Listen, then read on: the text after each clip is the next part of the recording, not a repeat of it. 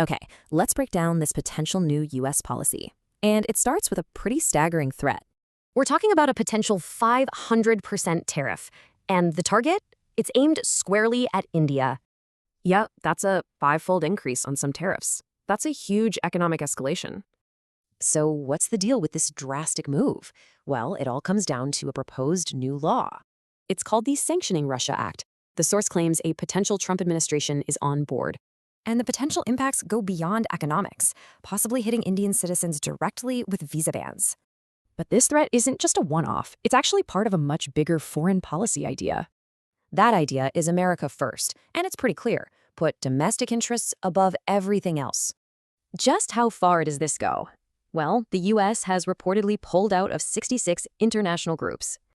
That includes major players in global health, human rights, and of course, climate action.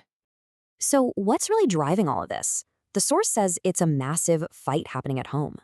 Basically, it frames U.S. politics as a war between two sides, green energy and big oil. And you can see this back and forth with each new administration undoing the last one's policies. And this quote really gets to the heart of it. Instant cash from oil versus long-term green plans. Now, this whole go oil strategy relies on one huge American advantage in energy production. You might be surprised to hear the U.S. is actually the world's #1 crude oil producer. But get this, the U.S. also consumes a massive 20 million barrels of oil every single day. To put that in perspective, that's 20% of the world's oil used by just 4% of its people. And the drill baby drill policy is meant to close that gap using only domestic resources. So when the world's traditional leader looks inward, what happens to everyone else? Back in the Cold War, there was a counterbalance.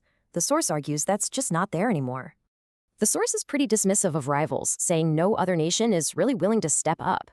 Which, you guessed it, brings us right back to that huge 500% threat against countries like India.